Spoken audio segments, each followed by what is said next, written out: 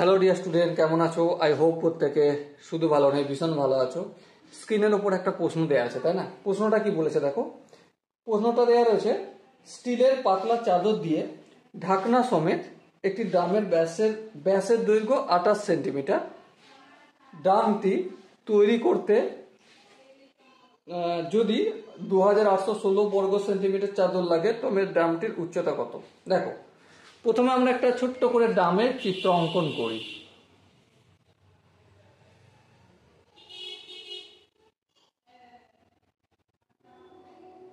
এই হচ্ছে ড্রাম।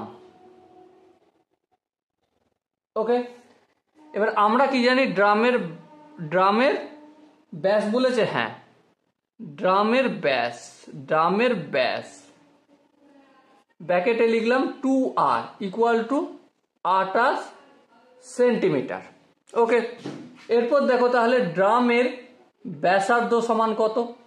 ড্রামের ব্যাসার্ধ মানে r ইকুয়াল টু, ওর অর্ধেক হবে 14 সেমি। হ্যাঁ ঠিক। আর এই আর হচ্ছে আমাদের কতটা? 14 সেমি।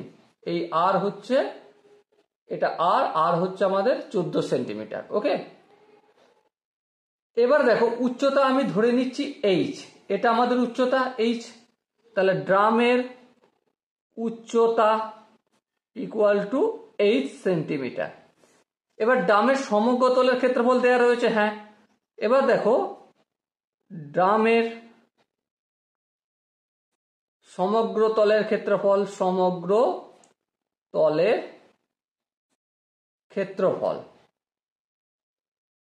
সেটা কতটা দেওয়া রয়েছে? 2816 সেন্টিমিটার স্কোয়ার। হ্যাঁ, এটাই দেওয়া রয়েছে। এবার দেখো ড্রামের সমগ্র তলের ক্ষেত্রফল সমান কি? ড্রামের সমগ্র তলের ক্ষেত্রফল সমান সমগ্র তলের ক্ষেত্রফল সমান পার্শ্বতলের ক্ষেত্রফল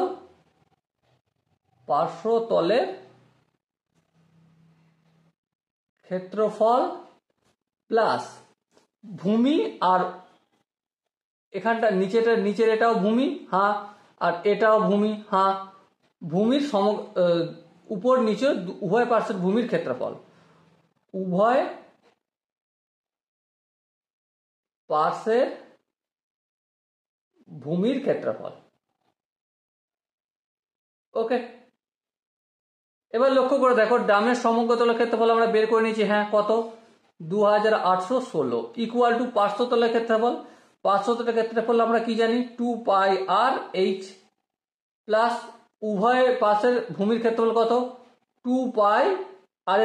কারণ একটা πr² হলে নিচের হতো, আর 2 করে দিচ্ছি মানে উপরটা নিচেরটা দুটোই বোঝাচ্ছে। এবার যদি ক্যালকুলেশন করি আমরা, 2πr কমন নিলে এখান থেকে h পড়ে থাকবে, আর এখানে 2πr কমন নিচে একটা r পড়ে থাকবে। তাহলে 2816। এবার দেখো এই 2πrটা h প্লাস r এর সাথে মাল্টিপল বা গুণের আকারে আছে। সো অপোজিট সাইডে পাঠালে কি হয়ে যাবে? ভাগের আকারে। কি হয়ে যাবে? ভাগের আকারে। দুইটা নিচে চলে আসবে। পাই মানে 22/7। এই 22/7টাকে আমি এখানে করে দেবো।